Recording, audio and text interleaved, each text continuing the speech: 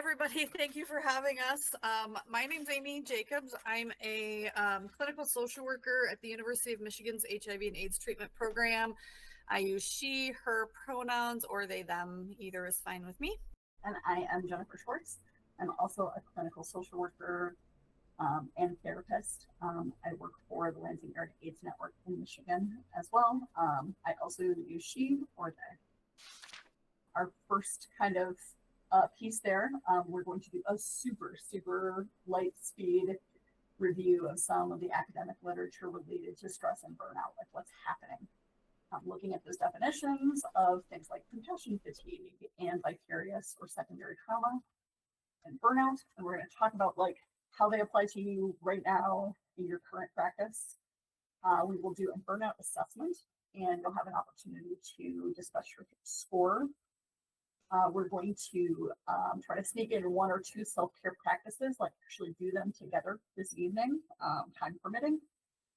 And then make sure that we leave you with lots and lots of support and tools and strategies to continue on after this.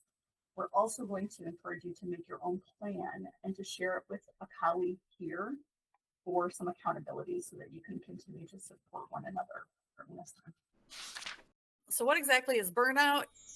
Hi, I'm Burnout Barbie. When it's simply too hard to exist. Not in this economy. Accessories include working multiple jobs to pay rent, mental breakdowns, zero energy to function, disassociation, feeling like absolute trash. It's me. So burnout is a model that was originally created by a therapist named Christina Maslach in the early 1980s. The research assessment tool that she used was put in place and is still used today for most folks when they're trying to look at and measure burnout. And the last 45 years of research since this came out shows us that burnout pretty much still looks the same, even if what stresses us out and what we consider self-care is different. And burnout is defined by these three things, these three stressors, which are emotional exhaustion, cynicism, and inefficacy. In 1981, Maslach had the cynicism was called depersonalization and inefficacy was called low personal accomplishment, but they mean kind of the same thing. So the emotional exhaustion is that exhaustion that you get at work and you cannot fully recover from that exhaustion when you're away from work. So when you go home in the evenings, when you're on the weekends, it never looks like you kind of get over this like just constant tiredness that you're having and the exhaustion that you're experiencing through client interactions, trauma, all sorts of things that are going on in our work. All of your work is really hard. Our work is really hard. And it can be extremely emotionally exhausting. The second thing is cynicism, which is kind of a detached response to patients. So it's also kind of described as a negative or inappropriate attitudes towards clients. So being irritable, losing your idealism, like feeling like maybe there's no point to any of this anymore, which I think some of us are experiencing now. And then withdrawing from work, colleagues, your clients, things like that. And then the inefficacy is questioning the quality of your meaningfulness. So wondering if anything you do matters, wondering if clients are going to actually get any better, if anything that you do is really going to be helping them. It's also kind of reduced capacity at work, low morale, some inability to kind of cope with things. So those three things are kind of what we see when we are defining burnout in someone.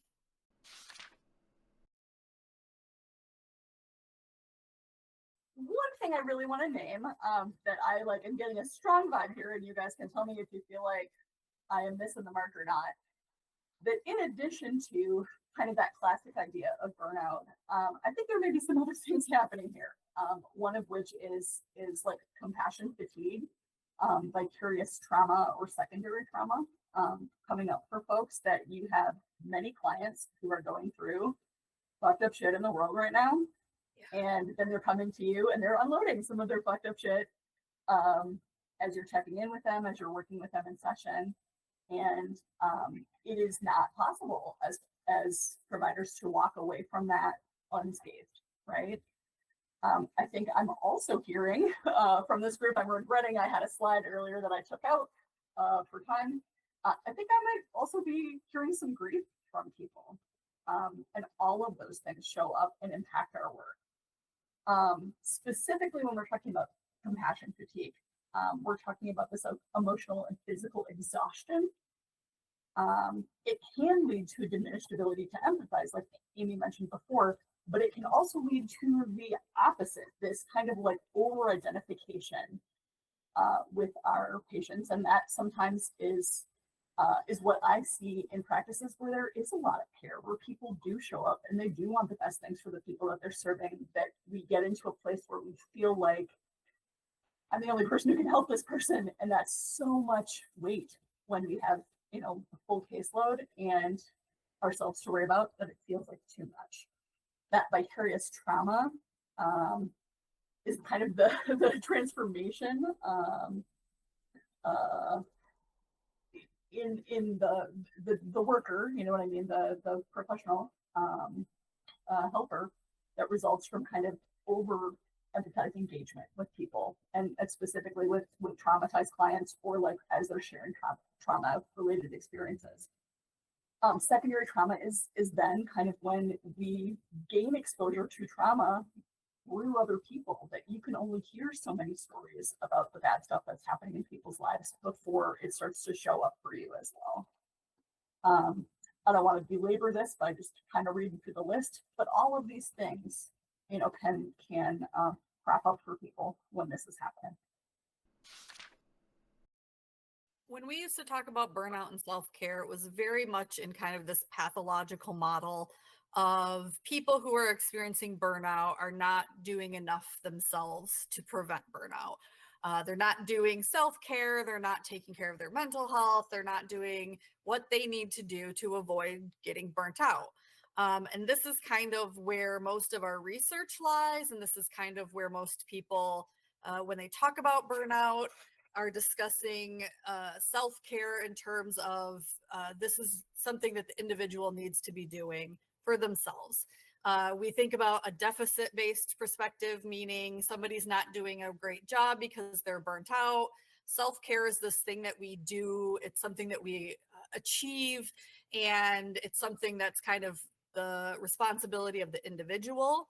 And then the common kind of recommendations for burnout when we tell people to do self-care are quite often things that are privileged, require money, they require paid time off, they require the emotional capacity to do them. And as we kind of go throughout this presentation, we want people to kind of shift that a little bit. This is kind of the old paradigm of burnout and self-care. But it is where most of our research is. So we can't really talk about the shift in terms of, hey, we know that this is what works, or these are the best practices, because this new shift of what self-care and burnout can look like and maybe should look like is so new that we just don't have a lot behind it. This is also what we see when we're talking about like the code of ethics. So for Jennifer and I, we're social workers. So our social work code of ethics says, you should avoid burnout, and self-care is an ethical necessity because you need to avoid feeling burnt out and not providing great care to your clients. So it kind of falls on the individual. But when we talk about burnout in kind of this presentation and in other things, we're talking about the culmination of both individual and systemic factors. So these things can lead to us not really doing a great job, or not feeling as good as we want, or not being our best selves. And that's both personally and professionally. So when we say kind of self-care, we're referring to any action that a person is taking to mitigate these effects. And that falls on the individual, but it also falls on the systems, and it falls on the supervisors, and it falls on the organizations, and it falls on the insurance companies, and it falls on kind of the whole system and not just the individual. So what we want to move towards is this kind of provider resilience idea, and the idea of moral injury is something that's important when we're talking about burnout. The provider resilience in this kind of new paradigm externalizes the problem. So it's not just your fault if you're burnt out. It's not just your fault if you're not getting enough self-care. We know that we don't exist in a bubble, right? We know that all of these things that surround us, elections, policies and laws, the way that the community is treating us, all of these things affect how we feel and can affect whether or not somebody becomes burnt out or is moving in that way. So this idea kind of assumes a shared responsibility among people. And also the idea of moral injury, we're looking more at that, which is kind of that lasting, it's a psychological, spiritual, and social harm that somebody goes through when they are kind of forced to provide care or do things that go against what their morals are. So we all have these inherent kind of morals and values. And quite often when we are working in a system like the healthcare system or like insurance systems, we are kind of forced to do things that maybe go against what those deep values are that we have. And those things add up as well and can lead to burnout. So it kind of externalizes the problem, right? It's showing us these things from the outside affect the individual, and it's not the individual's fault necessarily because there's all these other things that are also adding up. There are things that individuals can do, and we'll talk about those, and there are things that individuals maybe are not doing or not taking care of that can lead to burnout. But we don't want anybody to feel like when they are getting burnout, it's all an individual problem that they have to solve by themselves, and that is their responsibility and their responsibility alone. So this is kind of a meme that I found once that speaks to this a little bit, that what most people do is not self-care, it's aftercare. And that's not sustainable, right? So we can't just go to the spa whenever we're feeling burnt out. We can't just take a day off whenever we're feeling burnt out. We can't go shopping. What we need to do is move towards a way that we are preventing burnout and working towards ways to change systems so that providers are not burnt out. How do we know when providers are feeling burnt out or excessive stresses? So often we're not going to know unless you ask, right? So some people in the room may be leaders, supervisors, people who are helping other providers. And some people may just be providers and not really in a supervisory position. But we're not going to find out if people are burnt out quite often unless we're asking how they're doing and what's going on. These are some signs and symptoms of burnout. So things like feeling trapped or hopeless, feeling really tired, changes in your appetite, procrastinating, changes in your sleep habits, detachment, loss of motivation, withdrawal, those kinds of things. These symptoms, all of these symptoms can look like other things as well, which Jennifer is going to talk a little bit about. But these can all be symptoms and signs of burnout. If you see these things going on with someone, it may be a good idea to ask how they're doing. I know I have been asked before when I was experiencing some of these symptoms, and it didn't really occur to me that maybe that's what was going on until somebody sat me down and was like, you seem like really kind of like grumpy lately, and you're kind of snapping at people, and you're not really like excited to be here, and maybe what's going on. And it wasn't ever occurring to me that it was burnout. I just was like in a shitty mood, right? But then once I started talking to somebody about it, I kind of realized like, oh, there's more to this than me just being in a shitty mood for the last 3 months, right? This is one of a few different kind of differentials that I use as a therapist when I am trying to assess if my team or my clients are experiencing something like compassion fatigue and burnout, or if they are maybe experiencing grief.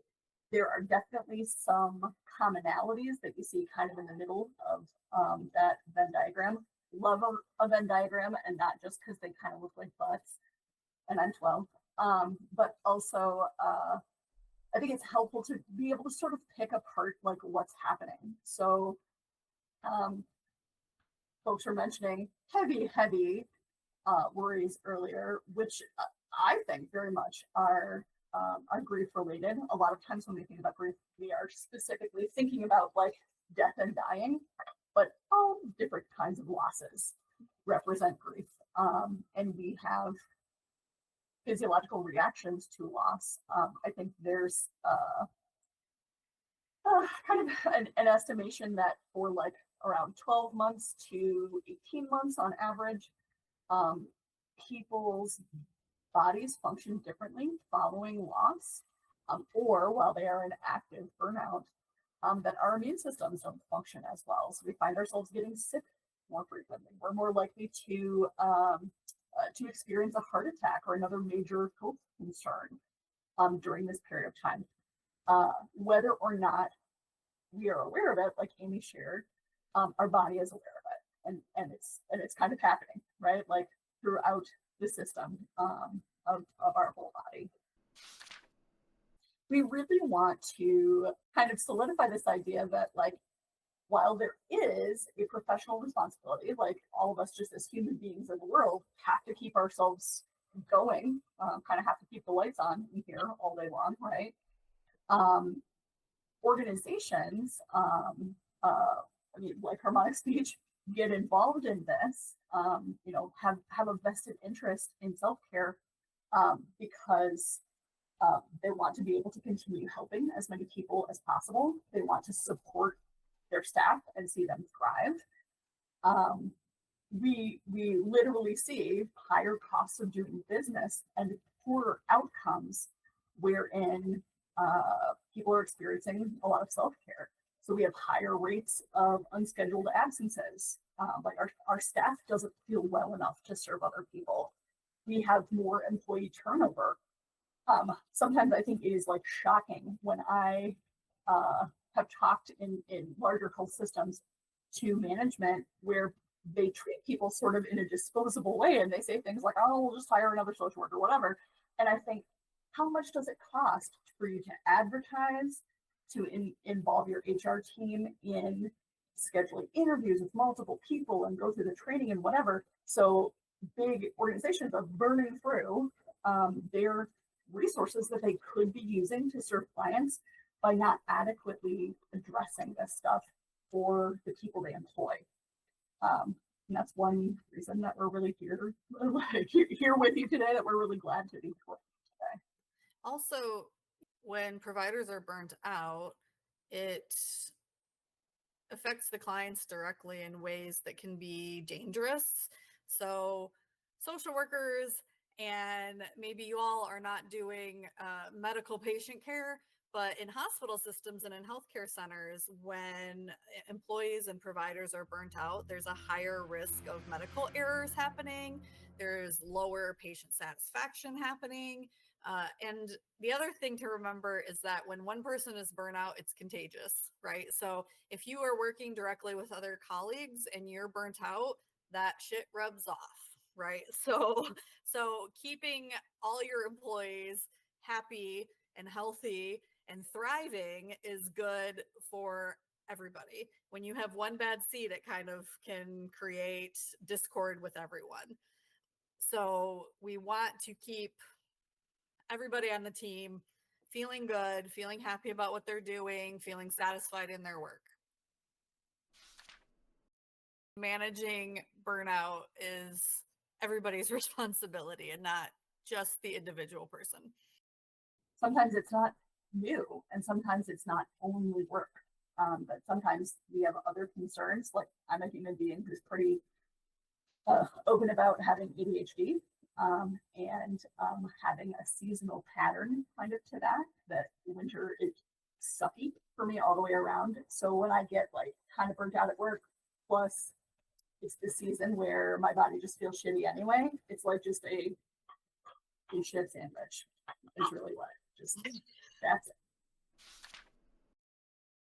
Yeah, so just doing some reflection on what are some things that are already happening in the practice, or already happening, like whether that's at Harmonic Speech or happening in your individual practices, to work on preventing burnout or supporting providers who are burning out.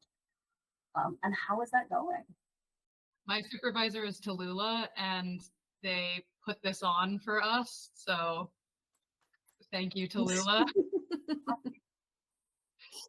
Fantastic. So I know I try and check in with like clinicians and other staff every now and then to see how they're doing. And I used to post like gifts and stuff in the morning to like try and get everyone in a good mood, but that kind of stopped after the election, I think. But I would like to get back to doing that.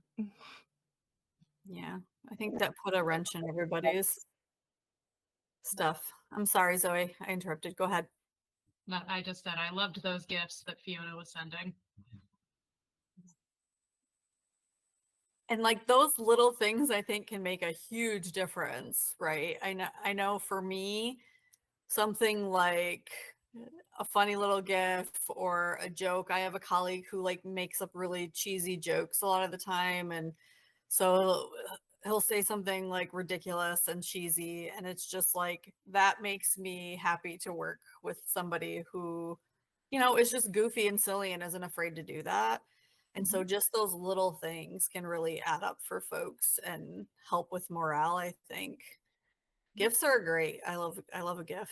It's like one of my love languages. Something that's happening in our practice right now is that we have a couple of interns here, and hearing them like laughing and having fun and just being cheerful and doing nerdy cute stuff all over the agency, like decorating their doors and it's interesting to see a lot of the more seasoned providers kind of interacting with them. Because they definitely have that like, I'm brand new here, super shiny energy. And that's been interesting. So,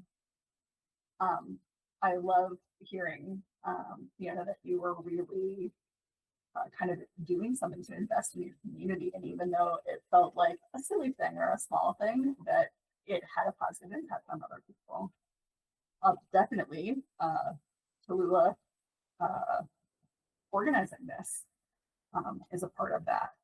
And I will say, speaking to them on the phone about how important this is and how this is a part of the values that are kind of baked into the organization, got me really excited to come and chat with you all. For sure. Has anybody experienced something that a supervisor tried to do to combat burnout that did not work? I've got lots of those, but does anybody have anything that happened or that they've experienced with a supervisor, manager, or organization that was unhelpful? Even in the past. Yeah, you don't have to call out your current supervisor. You can just talk about something in the past that happened. I take constructive feedback. That's I love that. One of my old jobs, they did these like yearly like fitness competitions. So like whoever got the most steps in would win some sort of prize. And it was a little icky. Yeah, wasn't my favorite thing. Didn't work. And fat phobic and all sorts of things. Yeah. Gross.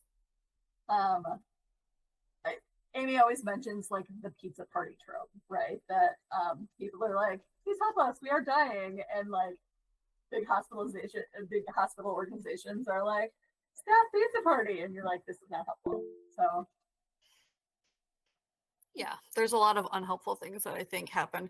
And I think that during COVID, like there was a lot of them because there was a lot of burnout during COVID. And I know things that we experienced, like some of the things we experienced during COVID, like they were doing like a self-care meeting that they were requiring us to attend over our lunch hour. And I was like, you've got to be fucking joking me. Like you are requiring that I come to another meeting when I'm supposed to be eating my lunch. Like how clueless can you possibly be? So I think that maybe well-intentioned stuff does not always work out in a helpful way. someone shared in the chat that in the past, attending things like mindfulness workshops or some other mental health supports when you're already burned out, they don't help because it feels like, oh, here's another thing I need to add to my schedule, right? That makes great sense, that a different kind of intervention or a different support is needed when a person has hit that burnout workplace, as opposed to the work that we do to prevent it. One of the tools that we talk about in a systems way or at an organizational level is trauma-informed care.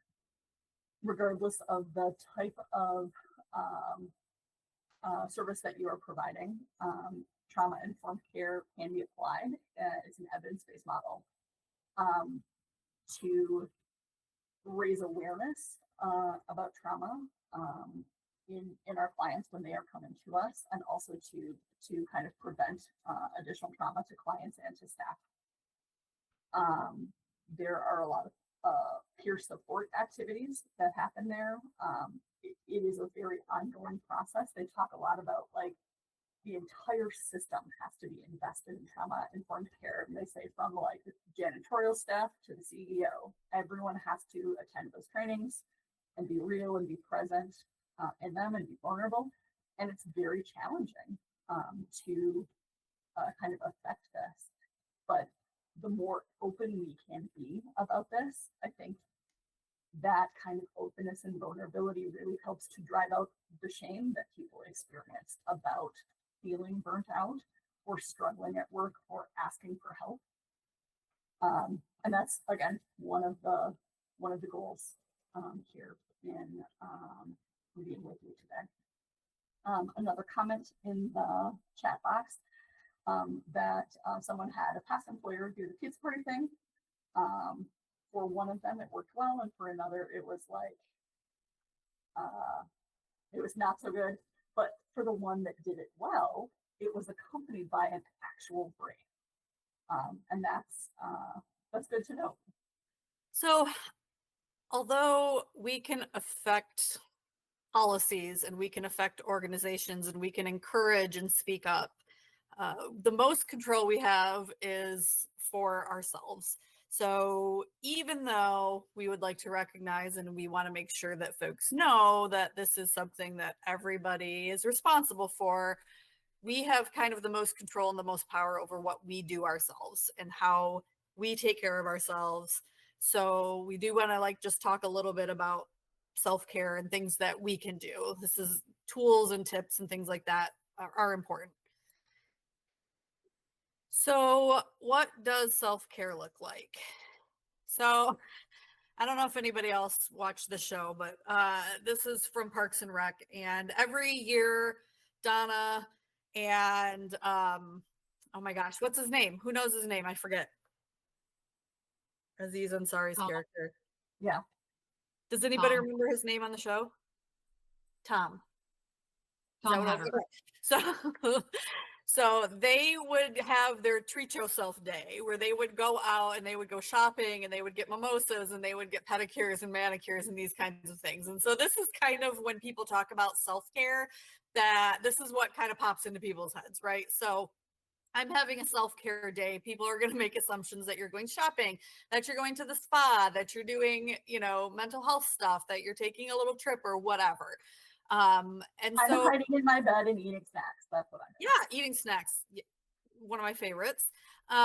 So what we do know about this though, is that this is kind of reactive self-care rather than preventative self-care a lot of the time. So this is one of those things that we're doing to self-soothe rather than self-care. So kind of doing the Band-Aid or doing the distraction or kind of doing the cover-up, right? And also self-care really, the way that people view self-care is different based on who's doing the self-care, right? So I'm just going to be frank about that.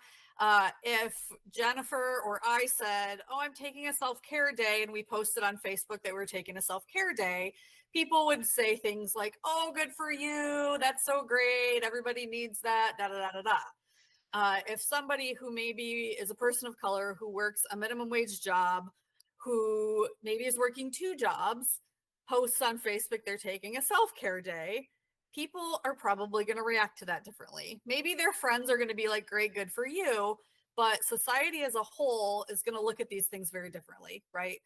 White people in positions of power where they're making good money, taking a self-care day is looked at very differently than somebody who has multiple minority statuses, who maybe is lower socioeconomic.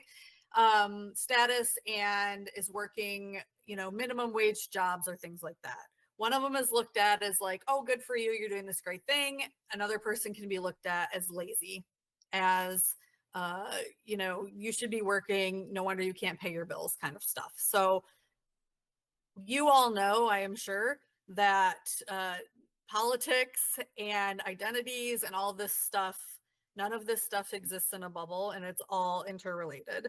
And so that is something to remember as well when we're talking about individual self-care, that it's not as easy for everybody to even do this, even without like the money involved and the time involved in the PTO and having paid time off and all of that. People view it differently depending on who it is that's doing it, right? So Amy mentioned before this idea that self-soothing stuff that we often want to do, that's the fun part of taking care of ourselves, is usually what people go for first. But we often are working to encourage people to do the stuff that does not feel fun. Sometimes stuff is hard, that is very specifically capacity building, and not just like a pleasant distraction for a brief period of time, right? That sometimes it is really, really difficult.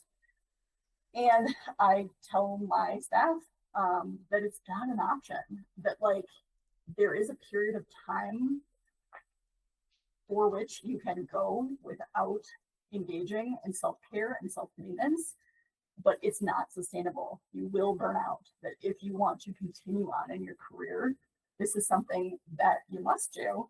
And I encourage at the systems level, supervisors and organizations to make time for that to be a part of the workday, so that you are maintaining your workers, right?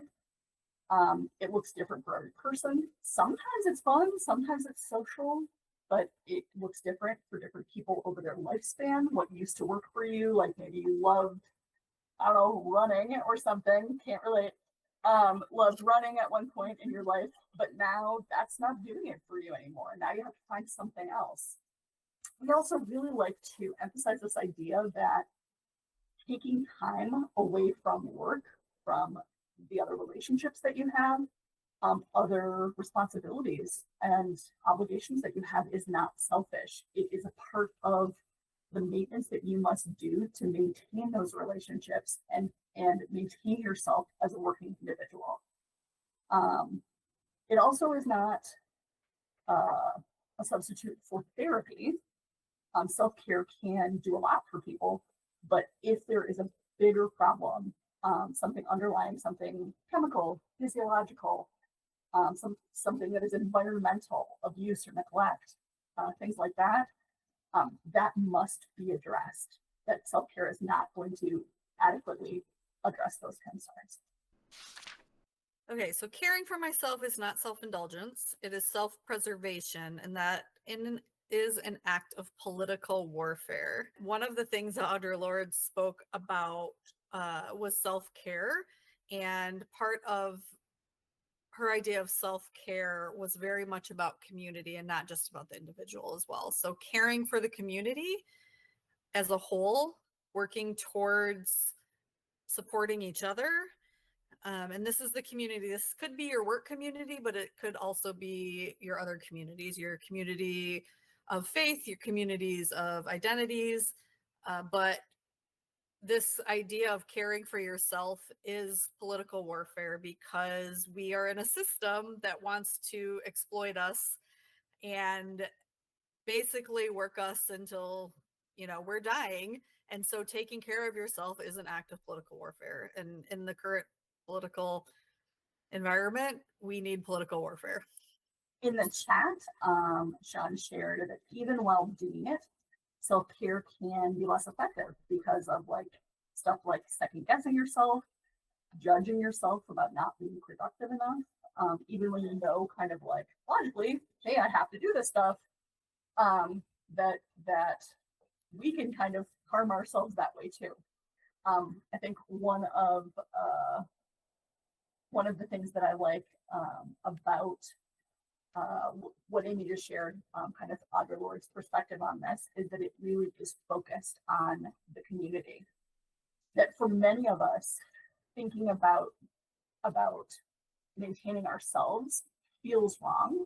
It's a part of the like kind of like Western culture that we have been raised in many cases. Capitalism. Yep, teaches us that doing so is wrong, it is selfish, and instead we may have better luck engaging in our community. It just kind of like referencing, someone said, earlier, that sometimes like it feels like adding something to an already busy schedule feels super overwhelming. And the idea that like, oh God, now I have this other thing to do, that is a really awful feeling. And also, because we're looking at capacity building, sometimes people are surprised to find that by adding the right self-care, that you actually gain capacity back, that even though you might be doing more or you might be doing something new, that it takes enough like pressure off of you that it feels like you get back some time and energy, which can be valuable. So a big part of this is kind of like identifying some of your values. What Amy said before about moral injury, making sure that our self-care is in line with our values and that ultimately our work is in line with our values when that's a thing that we can control, is helpful. All of those aspects that we have listed there should be considered in your self-care plans. Amy put together some good examples of some of what self-care can look like. It can look like investing in your personal relationships. It can also look like saying no to stuff, sometimes to the people in your personal relationships. It can be mindfulness.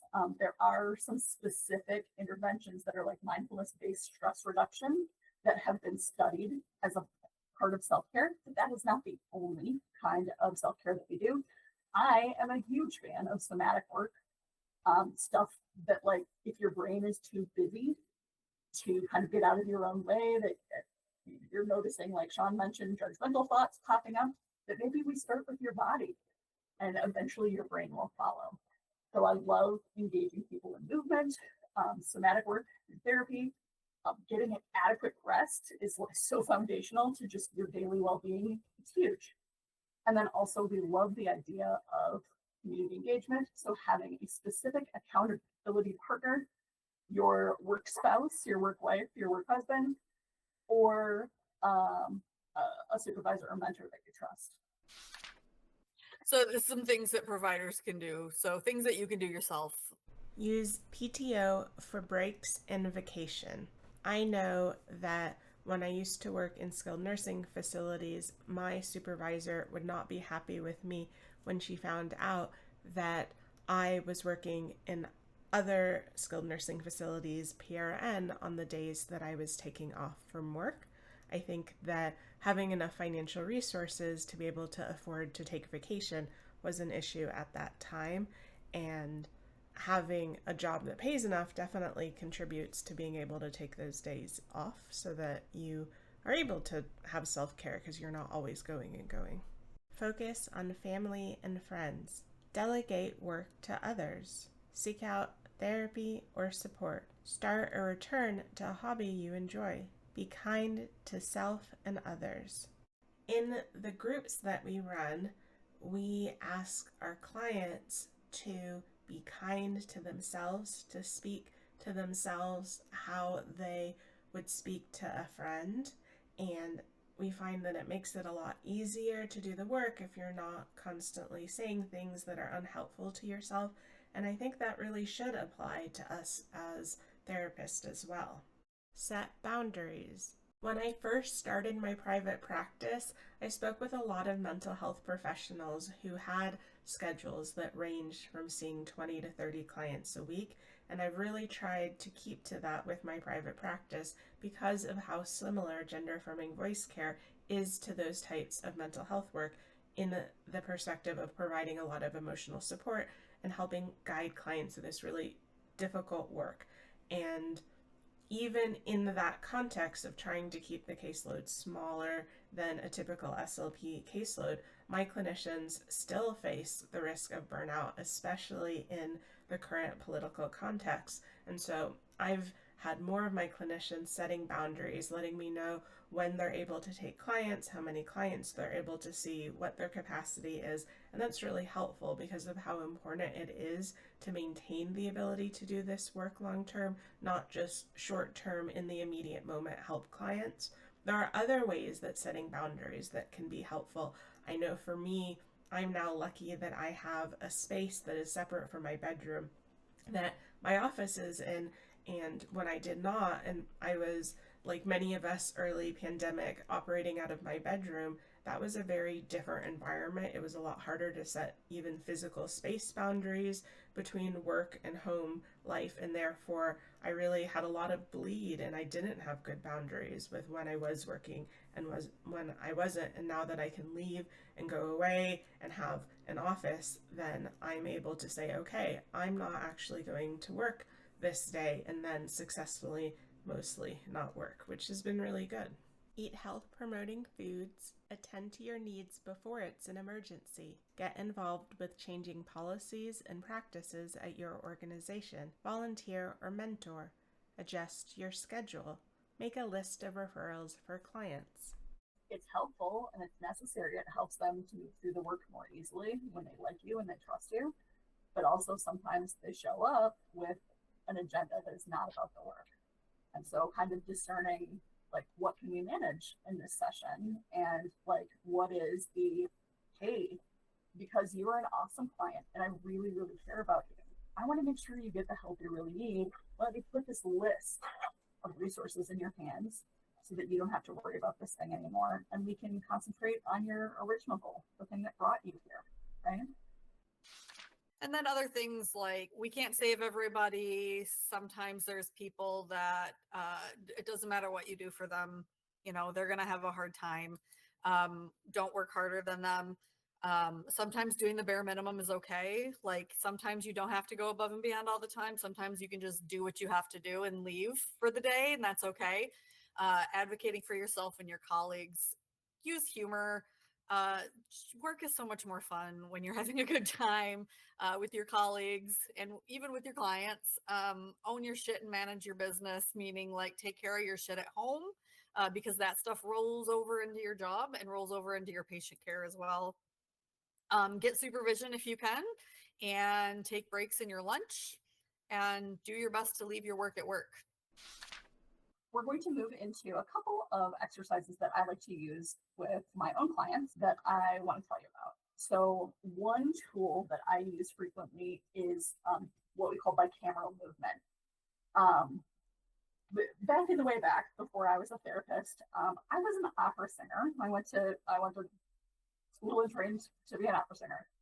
And at that time, some of the voice work that we utilized was called the Alexander technique. Is anybody familiar with that? It may look different for singing as opposed to kind of speech work and other vocal work. But that was probably the time when I was introduced to somatic work. It was one of the first times that somebody who was teaching me was like, okay, that hitting a note or singing with a certain quality in your voice is more than just thinking about the noise that you want to make. You actually have to like prepare your body, right? So some of the work that you're already doing is somatic. So I think that I hope that some of this will kind of like fit into the framework that you already have for how we use the body to kind of like prepare for the outcomes that we're looking for, I guess I want to say. So bicameral movement generally results from activities that help us to organize the flow of energy back and forth from one hemisphere of the brain to the other through this kind of like weird, kind of wiry, knotty bundle of nerves in the center of the brain called the corpus callosum. That it is very similar, if anyone has ever heard of what they used to call, like it's ECT, they used to call like like electroshock therapy is now electroconvulsive therapy.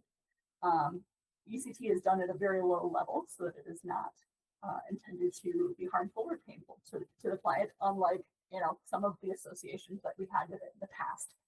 But this is like a very gentle kind of concept that when I you know, am asking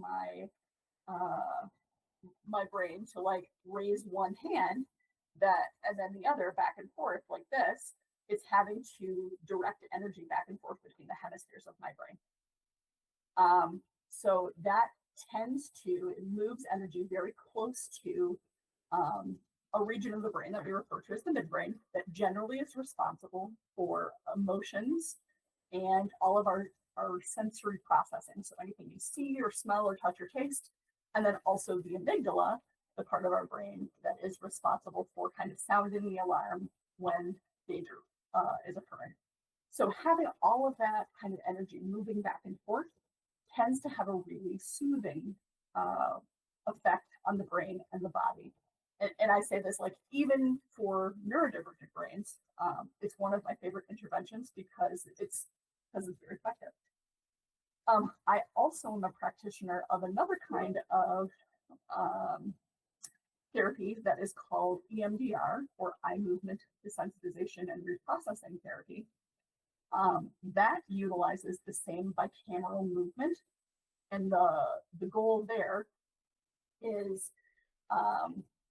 to tax our working memory. So the kind of frontal lobe that's responsible for all of the fancy dancy cool things that we can do, like speaking foreign languages and doing math and, you know, anything like that.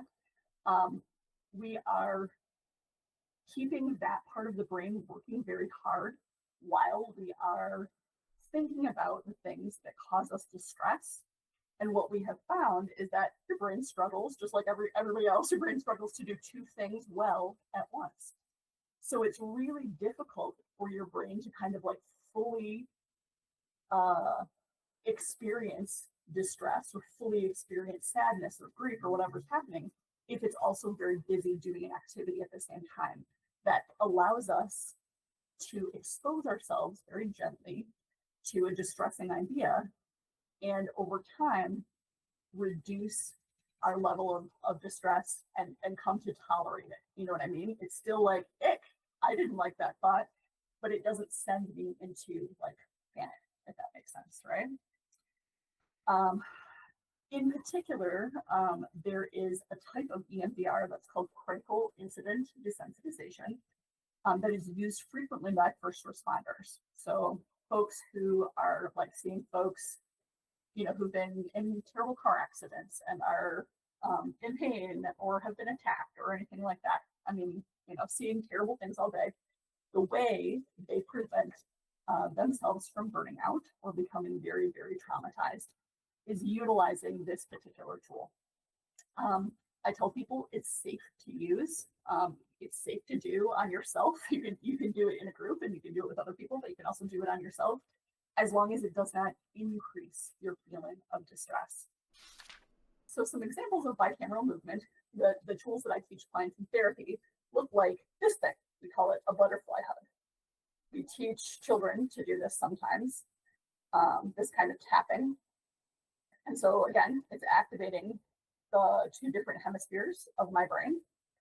And if I were to use it purposely to think about an unpleasant thought, something shitty, one of my coworkers said to me today, something unpleasant that a client shared, maybe something traumatic that a client shared, while I am doing it, over time, my distress will start to lower.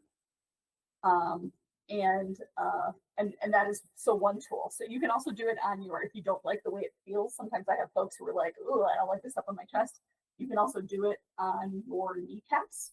That works just fine too. Just alternating your hands back and forth. I'm sorry, you can't see my kneecaps, but like here I am. Most recently, I also have seen one person do it with one hand. That apparently is now evidence-based. They found that you can do it with one hand, alternating back and forth on your knees. And watching your hand move back and forth with your eyes while you do it. So you got to get some like head movement in there too, but it does the same thing. Another intervention, I think I have to stand up. Well, we'll see if my camera out, maybe I can scoot back enough. We call infinity arms.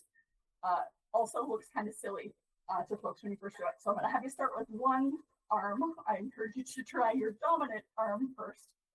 And I want you to draw a large infinity symbol in front of you with your fingertips. Okay, so it's like a figure 8, but sort of laying on its side. Okay. So same idea. This does the same thing in our brain and our body because my arm is crossing the midline of my body and my brain is having to activate both sides in order to coordinate this movement. Now I'll ask you to switch and try it with the other arm. Sometimes it's harder for folks to kind of get the hang of it. I notice as I am talking to you today, sometimes it's hard for me to focus on what I'm trying to talk about while I do this. Because again, the working memory in my brain is like, what are you doing?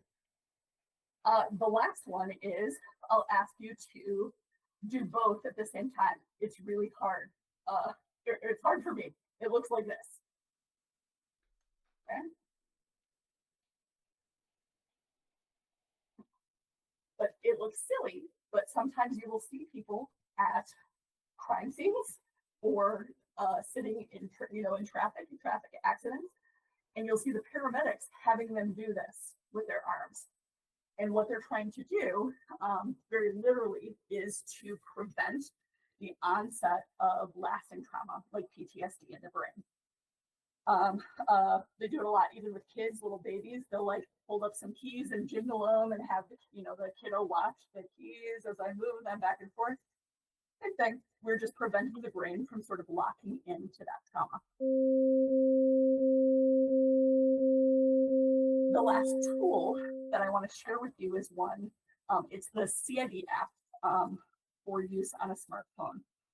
That is included in our resource guide that we're handing out to you today. It is kind of same idea. It is like 2 like little blinking dots that move back and forth on the screen like this. And the way it's most commonly used, I have a colleague who is she's a disaster relief social worker. So what they do is like if they are down attending to like folks who just were hit by that big hurricane, right? They're out all day doing the work that they're supposed to be doing. And then the whole team comes back at the end of the day and they sit in a big circle and they do critical incident desensitization until their distress is down to 0. Everybody, right? They don't leave until everybody's at 0. So sometimes it's an hour, right, that they spend doing that.